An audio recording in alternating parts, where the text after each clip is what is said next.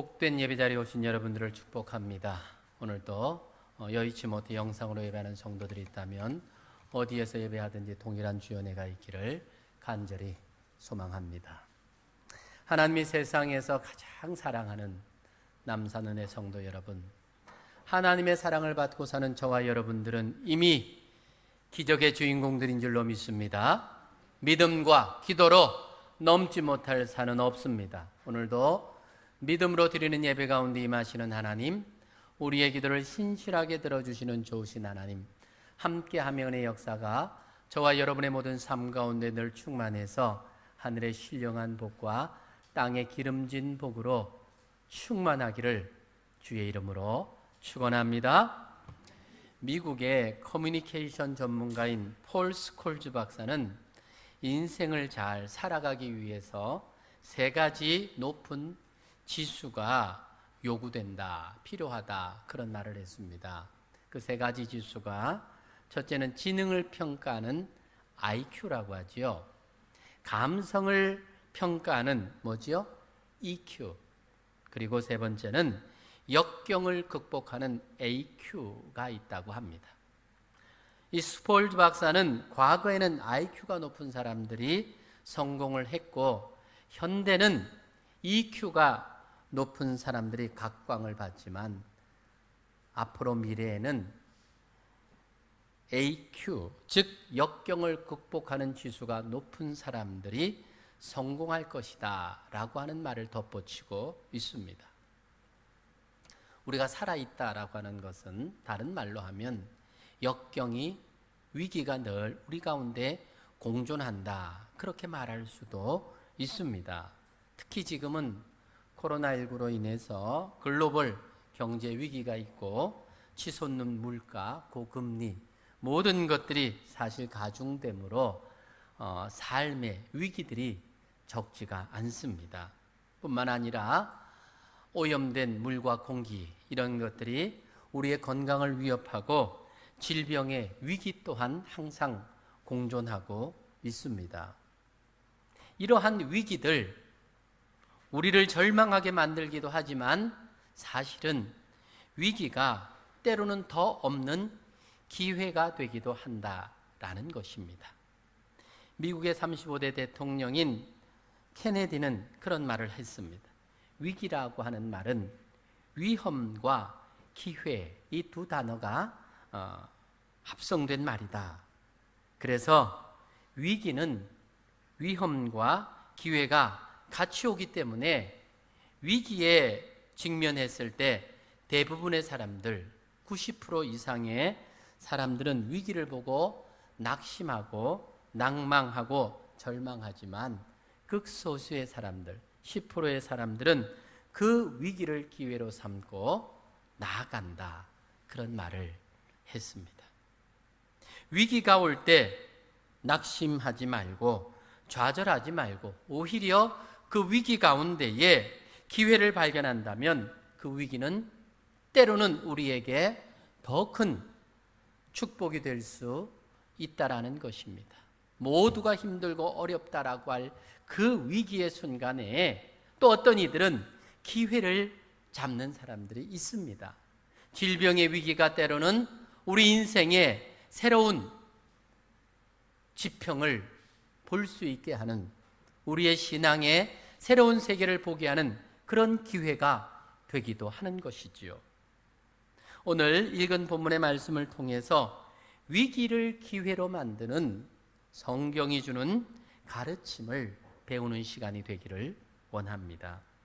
오늘 본문에는 위기를 만난 다니엘과 그 세 친구의 이야기가 나오고 있습니다.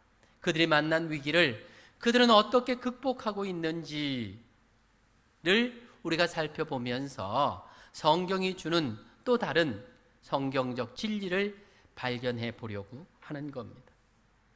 그들이 만난 위기는 사실은 믿음으로 살기 위해서 결단함으로 만난 위기라 할 수 있습니다.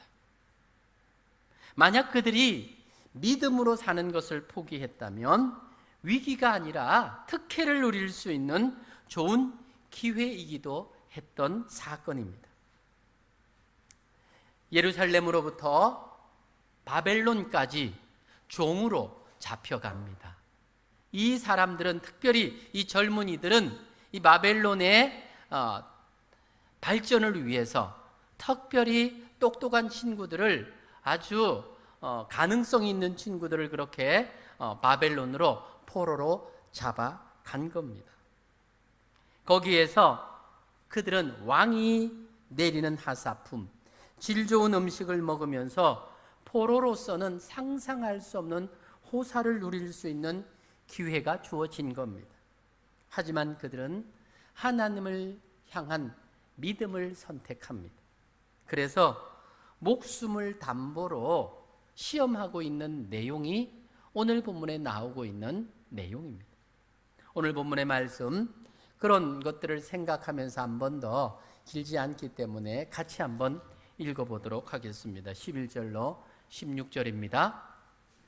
환관장이 다니엘과 하나냐와 미사엘과 아사랴를 감독하게 한 자에게 다니엘이 말하되, 청하오니 당신의 종들을 열흘 동안 시험하여 채식을 주어 먹게 하고 물을 주어 마시게 한 후에 당신 앞에서 우리의 얼굴과 왕의 음식을 먹는 소년들의 얼굴을 비교하여 보아서 당신이 보는 대로 종들에게 행하소서 하매, 그가 그들의 말을 따라 열흘 동안 시험하더니 열흘 후에 그들의 얼굴이 더욱 아름답고 살이 더욱 윤택하여 왕의 음식을 먹는 다른 소년들보다 더 좋아 보인지라.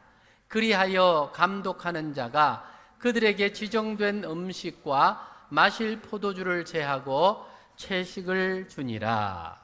아멘. 지금 다니엘과 세 친구가 그들을 감독하는 감독자에게 청하고 있는 내용인데요, 상식적으로 보면 말이 안 되는 이야기입니다. 왕이 지정하는 음식을 먹지 않는다 하는 것, 다른 말로 하면 왕명을 어기는 거죠. 포로된 입장에서는 감히 상상할 수 없는 일이라고 말할 수 있습니다. 왕의 명령을 시행하는 이 감독자의 입장에서는 그들을 명령불복종죄로 벌을 주어도 할 말이 없는 겁니다. 바벨론 왕이 지금 그들에게 무리한 것을 요구하는 게 아니지요. 좋은 인재를 등용해서 최선의 투자를 한 겁니다. 3년 동안 잘 먹이고 입히고, 그래서 이 바벨론의 학문을 배우게 해서 그들을 아이디어 뱅크로 그렇게 쓰기를 원했던 겁니다. 잘 먹고 잘 입히고 잘 가르쳐서 좋은 인재를 만들려고 하는 정책이었습니다. 그런데 이런 호의를 무시하고 왕이 주는 음식을 먹지 않겠다고 고집을 부리고 있는 내용입니다. 이유가 무엇입니까? 자신들이 가지고 있는 하나님 앞에서의 믿음 때문이었습니다. 지금 왕이 먹게 하려고 하는 이 하사품들은 모두 우상에게 드려졌던 것들입니다. 우상에게 드려진 제물이라고 하면 최상품이죠. 예수 안 믿는 사람들, 집에 제사 지내는 사람들은 보면요, 아무리 가난한 집이라도요, 제사 지낼 때 제사상에 뭐 올립니까? 비싼 것, 제일 좋은 것만 올립니다. 빚을 내서라도 올립니다. 그러니까 우상에 드리는 제물이라고 하는 것은 하찮은 것을 드리지 않습니다. 최상품의 제물을 드렸고, 그 제물, 드려진 그 제물을 그들에게 먹을 수 있도록 주었으니까 어떻게 보면 특혜 중에 특혜였습니다. 신에게 드려진 음식을 먹는다는 것, 아무에게나 주어지는 특권이 아닙니다. 그런데 그들은 조국 이스라엘에서 배운 그 신앙은 우상에게 드려진 제물을 먹는 것이 죄라는 것을 알았습니다. 앞선 8절의 내용이 그 내용입니다. 다니엘은 뜻을 정하여 왕의 음식과 그가 마시는 포도주로 자기를 더럽히지 아니하리라 하고 우상에게 드려진 제물을 먹지 않겠다는 결단이었습니다. 하나님 앞에서 믿음으로 살려고 하니 위기가 찾아온 겁니다. 이에 대해서 감독은 그들의 요구를 들어주다가 혹 잘못되기라도 하면 자신의 지위가 위험하게 되는 겁니다. 바로 10절 말씀이 그 말입니다. 오늘 본문에 바로 앞에 나오는 내용입니다. 환관장이 다니엘에게 이르되 내가 내 주 왕을 두려워하노라. 그가 너희 먹을 것과 너희 마실 것을 지정하셨거늘 너희의 얼굴이 초췌하여 같은 또래의 소년들만 못한 것을 그가 보게 할 것이 무엇이냐. 그렇게 되면 너희 때문에 내 머리가 왕 앞에서 위태롭게 되리라 하리라. 이런 상황이니만큼 자신들의 신앙의 지조를 지키기 위해서 자신의 뜻을 그렇게 말하는 것조차도 사실 불가능한 일이었고 위험한 일이었고 할 수 없는 일이었습니다. 하지만 위기를 자초하고 지금 이런 제안을 하고 있는 겁니다. 12절에 청하오니 당신의 종들을 열흘 동안 시험하여 채식을 주어 먹게 하고 물을 마시게 해달라. 열흘 동안 시험해보고 앞으로 3년의 과정을 결정하라, 그 말입니다. 3년 동안 행할 일을 열흘 동안 미리 시험해서 결정해 줄 것을 제안했던 겁니다. 바벨론 왕이 그들에게 주식으로 준 음식은 육식입니다.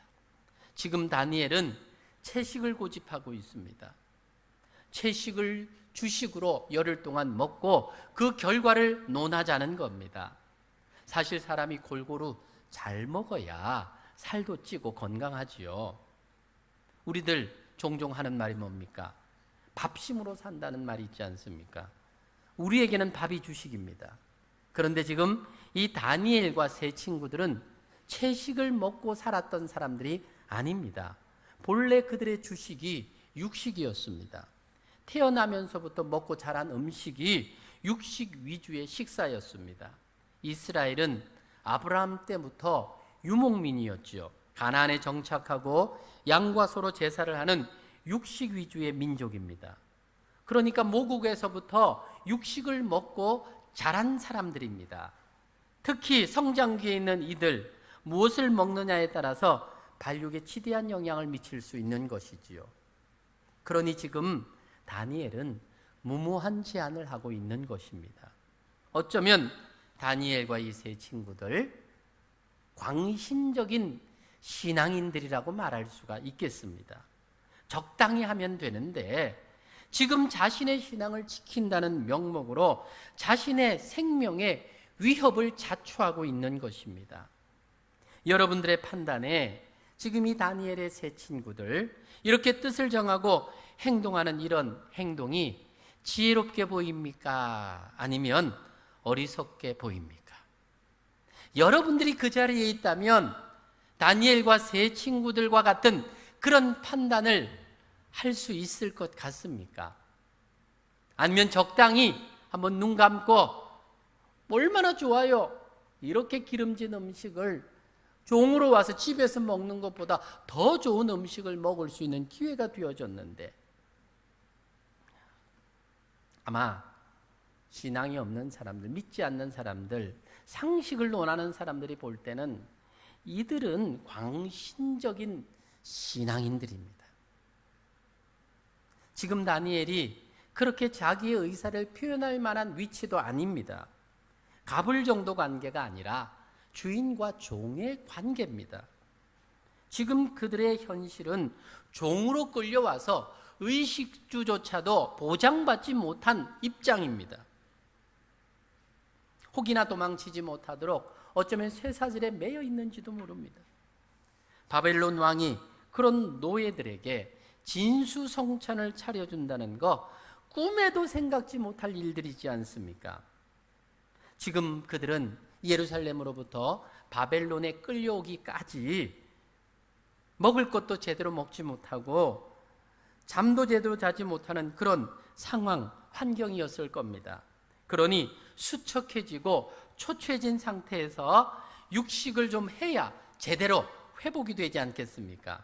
그런데 그런 상황에서 채소만 먹으면서 육식을 먹는 다른 소년들과 열흘 후에 비교해서 결론을 내자, 그런 제안을 하고 있는 겁니다. 어쩌면 이 시험은 해보나 마나 이미 결과가 나와 있는 시험이라고 말할 수가 있습니다. 채식주의자도 아닌 그들이 육식을 거부하고 채식을 선택한 것, 죽음을 각오한 그런 행동이라고 말할 수가 있습니다. 아마 그들은 이런 경우를 대비해서 앞서 시험을 해본 적도 없었을 겁니다. 그럼에도 불구하고 이런 믿음의 결단을 한 것을 볼 때에 그들에게는 특별한 믿음이 있었을 것이다 라는 추론을 해보게 되지요. 과연 다니엘과 그 세 친구들에게 있는 믿음은 어떤 믿음이기에 이런 결단과 결정을 통해서 시험을 하려고 하는 것일까? 그들의 믿음은 그리 아니하실지라도의 믿음이라고 말할 수가 있습니다. 뒤에 보면 다니엘 3장에 보면 그 다니엘과 세 친구가 신상에 절하지 않은 것 때문에 평소보다 7배나 더 뜨겁게 된 풀무불에 던져지는 그런 상황이 주어집니다. 왕이 마지막 그들에게 제안을 하죠. 지금이라도 신상에 절을 해라. 그러면 너희를 풀어주겠다. 그때에 그들이 뭐라고 대답합니까? 나의 살아계신 하나님께서는 지금 우리의 모든 형편과 처지를 아시고 우리를 도와주실 것입니다. 그리 아니하실지라도 왕이여 우리는 신상에 절하지 않을 것입니다. 무슨 말입니까? 만약에 하나님께서 우리를 도와주지 않는다 할지라도 우리는 우리의 신앙을 포기하지 않겠습니다 라는 그런 고백입니다.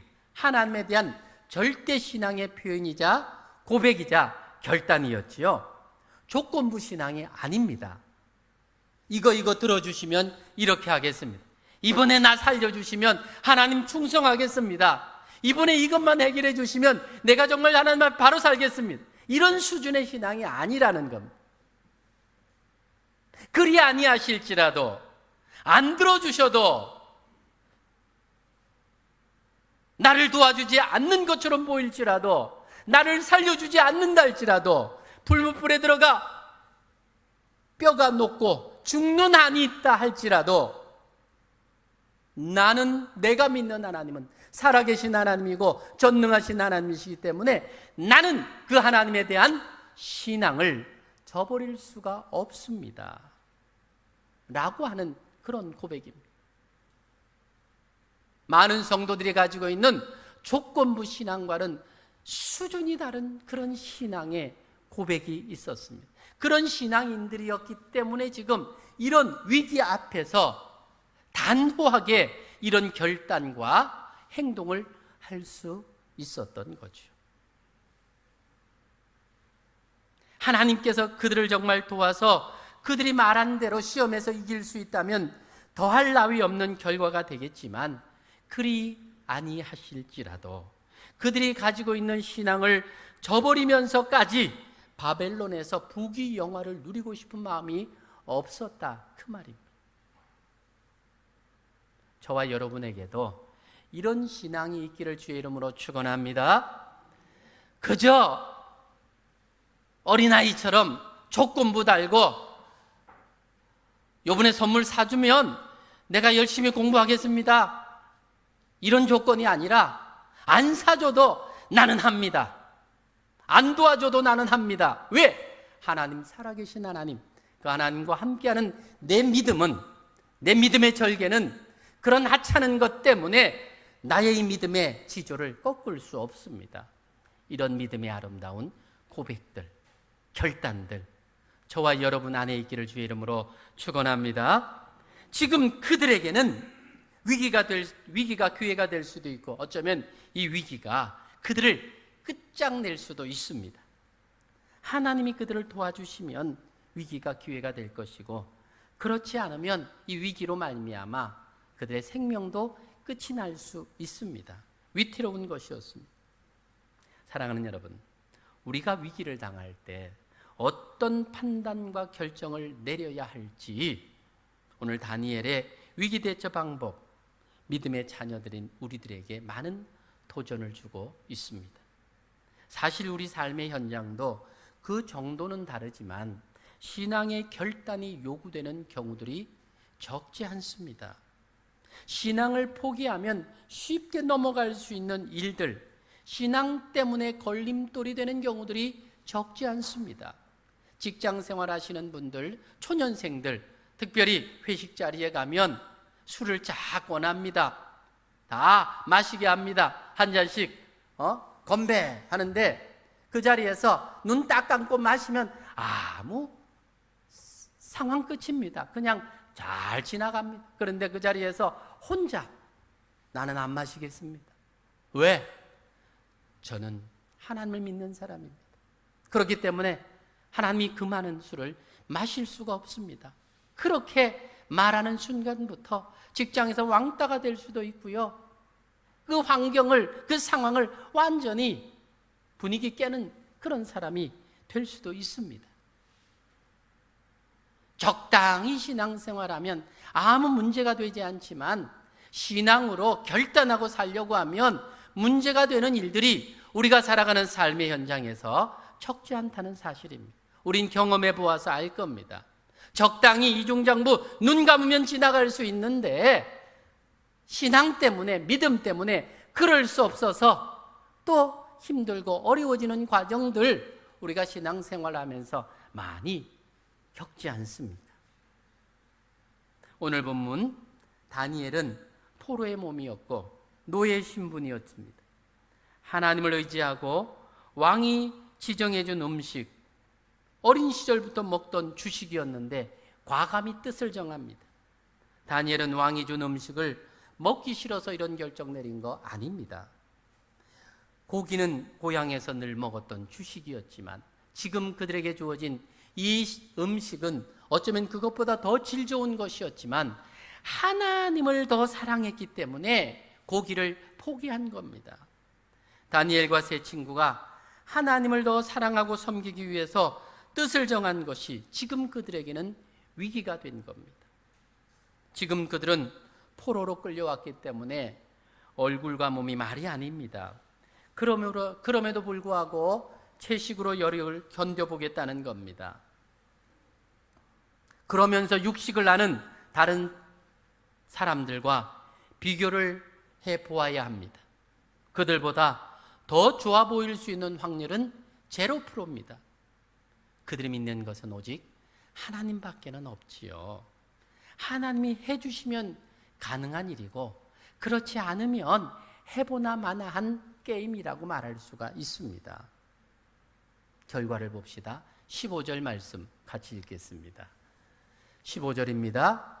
열흘 후에 그들의 얼굴이 더욱 아름답고 살이 더욱 윤택하여 왕의 음식을 먹는 다른 소년들보다 더 좋아 보인지라. 할렐루야! 놀라운 결과가 나왔습니다. 열흘 동안 다니엘과 세 친구는 채식만 했습니다. 그런데 왕의 음식 진수성찬을 먹은 소년들보다 더 얼굴이 좋아 보인 겁니다. 아이고 목사님 몰라서 그렇지 채식하면 얼굴이 좋아집니다. 채식주의자들이 그런 말을 하는데 진짜 그렇습니까? 채식하면 얼굴에 윤이 나고 살도 찌고 몸이 좋아집니까? 고기를 너무 많이 먹은 사람들은 채식이 좀 필요하지만 지금 이들에게 해당되는 이야기는 아닙니다. 믿음으로 결단하고 결심한 그들을 하나님이 지켜주셨다. 믿어지십니까? 오늘 성경은 그 결과물에 대해서 우리에게 이야기하고 있습니다. 성경 곳곳에서 주님께서는 성도인 우리에게 이 믿음을 요구하고 있습니다. 요한복음 14장 12절은 말합니다. 내가 진실로 너희에게 이르노니 나를 믿는 자는 내가 하는 일을 그도 할 것이요 또한 그보다 더 큰 일도 하리니. 믿음으로 주님께서 이 땅에 계실 때 하셨던 모든 큰 일들보다 믿음으로 더 큰 일을 할 수 있겠다고 주님 약속하고 계십니다. 바른 믿음은 주님의 말씀 앞에 말씀 그대로 될 줄로 믿고 순종하는 행동으로 나타나는 것입니다. 신념과 믿음은 다릅니다. 신념은 뭡니까? 예수님과 관계되지 않는 믿음은 신념입니다. 신념은 예수님을 믿는 믿음이 아니라 자기 자신을 신뢰하는 믿음입니다. 신념은 믿음의 짝퉁 믿음이라고 할 수 있습니다. 성도들 가운데는 신념을 믿음으로 착각하고 자신의 신념을 좋은 믿음으로 생각하는데 그런 사람들이 종종 있습니다. 믿음은 무엇입니까? 하나님의 말씀이 그대로 될 줄로 믿는 것, 말씀대로 이루어질 줄로 믿는 것, 그것이 믿음입니다. 지금 다니엘과 이 세 친구들의 행동은 신념처럼 보입니까? 믿음으로 보입니까? 당연히 믿음이죠. 예수님은 성도인 우리에게 바른 믿음을 주시기 위해서 때로 시험을 하기도 합니다. 시험 앞에 얼마나 예수님을 신뢰하는 믿음인가를 확인하십니다. 믿음은 위기를 기회로 만드는 신령한 힘이 됩니다. 믿음의 사람은 어떤 위기에서도 기회를 선용합니다. 하지만 현대인들은 인간의 이성과 합리적인 사상에 빠져서 이 종교의 신비한 면을 인정하지 않으려고 하는 그런 경향이 두드러집니다. 이 시대를 살아가는 바른 성도라면 성경에서 예수님을 발견하고 예수님을 믿음으로 영접하고 그의 말씀의 인도함을 따라야 합니다. 성도는 예수를 믿는 사람입니다. 그렇기 때문에 위기가 찾아와도 예수는 믿고 의지함으로 위기를 기회로 바꿀 수 있는 사람인 것입니다. 성경 말씀, 하나님 말씀은 역전 인생에 대한 기록들로 그렇게 기록되어 있습니다. 위기를 딛고 일어서서 성공한 성도의 이야기가 성경의 이야기들이지 않습니까? 우상 숭배자였던 아브라함이 믿음의 조상이 됩니다.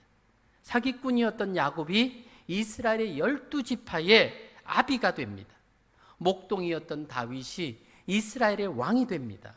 에스더 이야기 극적이지 않습니까? 모르드게를 달려고 준비되었던 나무에 그 원수 하만이 달리는 일이 벌어집니다.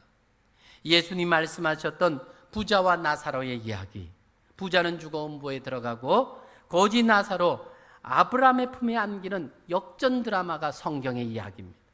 우리의 소망 대신 예수님의 십자가 사건 또한 역전의 이야기지 않습니까? 그 사건 전부 다가 다 뭡니까? 믿음으로 모든 것을 극복하고 이김으로 주어진 결과물들이었습니다. 성경의 이야기는 곧 우리들의 이야기입니다. 성경은 위기를 만난 우리들, 한국교회가 믿음으로 주님을 붙잡는 법에 대해서 알려줍니다. 오늘 다니엘과 세 친구, 믿음으로 결단합니다. 믿음의 결단은 때로 어리석어 보이기도 합니다. 믿음으로 살아가는 삶이 때로는 보면 참 무모해 보이기도 합니다. 다니엘과 세 친구가 믿음으로 선택한 것은 채식이 아니라 하나님이었습니다. 믿음으로 결단하고 선택한 것, 인간의 경험과 상식은 그들에게 갈등을 가져다 주었을 겁니다. 하지만 하나님에 대한 신뢰, 함께할 것에 대한 믿음, 어려운 결단이었지만 쉽게 결정할 수 있었던 겁니다. 그 결과가 뭡니까? 15절이 말하는 것처럼 왕의 음식을 먹는 다른 소년들보다 훨씬 더 좋아 보였더라. 정말 그들의 몸이, 얼굴이 정말 좋아졌는지 알 수는 없습니다. 지금 같으면 이제 막 이렇게 정밀 검사를 해가지고 정말 살이 쪘는지 안 쪘는지 확인할 수가 있었을 텐데 그때는 보는 것으로 그런 결과물을 볼 수가 있었던 거지요. 아마 제 생각에는 저는 생각이 그렇습니다.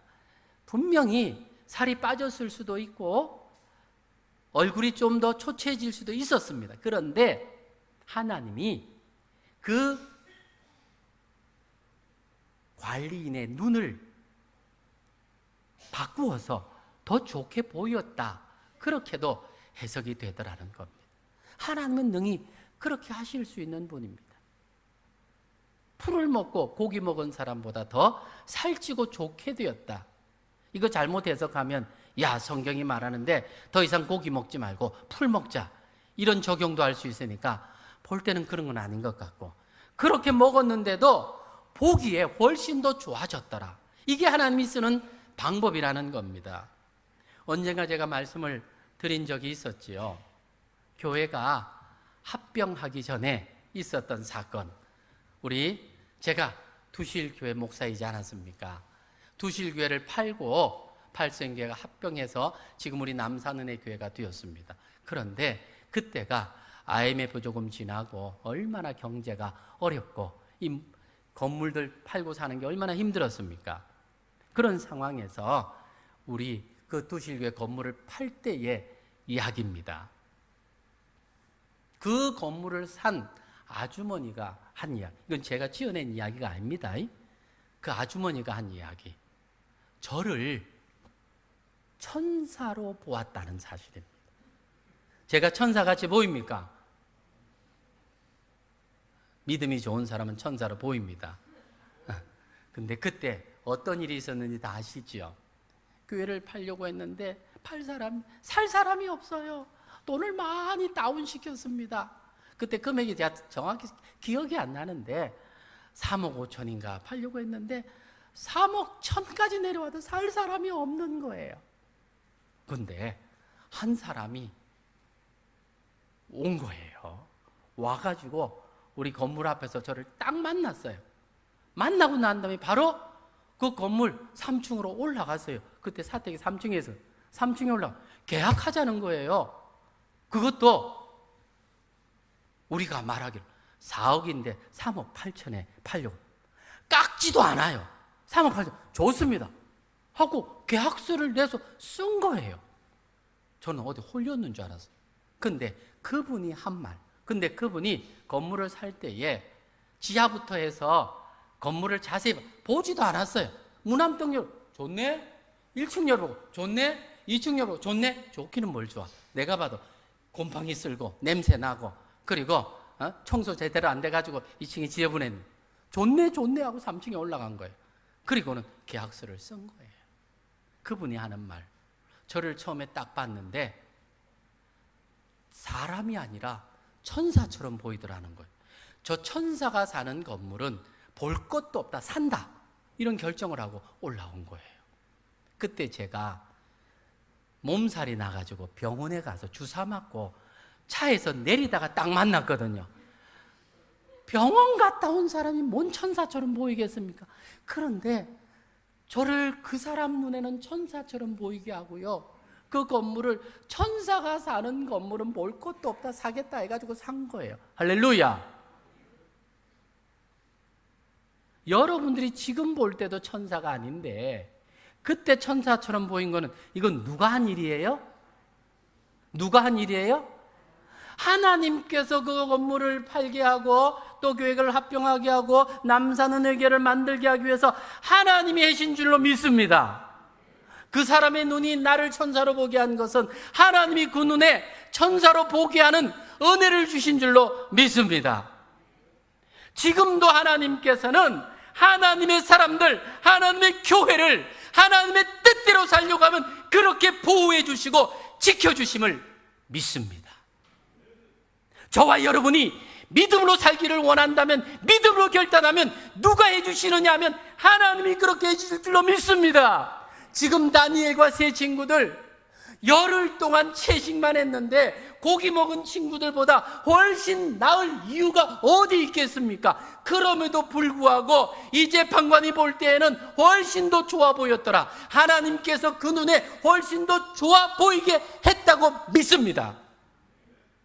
하나님은 지금도 그렇게 일하시는 하나님이신 줄로 믿습니다. 우리가 믿음으로 주님을 붙잡으면 주님께서 우리가 만난 위기를 기회로 만들어 주실 줄로 믿습니다. 믿음이 없으면 결코 주님을 기쁘시게 할 수 없습니다. 하나님께 나아가는 자는 그가 계신 것과 그에게 나오는 자에게 상 주시는 분이심을 믿어라. 히브리서 11장 6절의 말씀입니다. 사랑하는 여러분, 믿음으로 결단하고 믿음으로 발걸음을 내디딜 수 있는 저와 여러분 되기를 주의 이름으로 축원합니다. 지금도 하나님은 살아계십니다.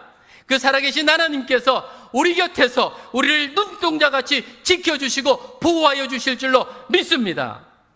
하나님에 대한 믿음, 우리가 만나는 위기를 기회로 만들어 주실 줄로 믿습니다. 잠언 24장 16절은 말합니다. 대저 의인은 7번 넘어질지라도 다시 일어나려니와 악인은 재앙으로 인하여 엎드러지느니라.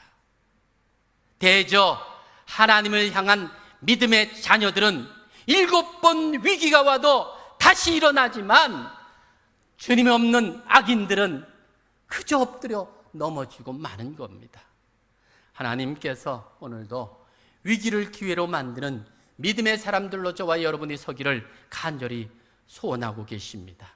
오늘 이 다니엘과 세 친구의 이야기는 곧 믿음으로 결단하는 그들에게 위기가 도리어 기회가 되어서 결국 이런 모든 일들이 다니엘을 그 땅의 총리 대신으로 만들고 그렇게 그 백성들을 보호하기 위한 하나님의 방법이었다는 것을 우리가 압니다. 믿음으로 지금도 결단하는 하나님의 사람들, 저와 여러분들에게 하나님은 그렇게 일해 가실 줄로 믿습니다.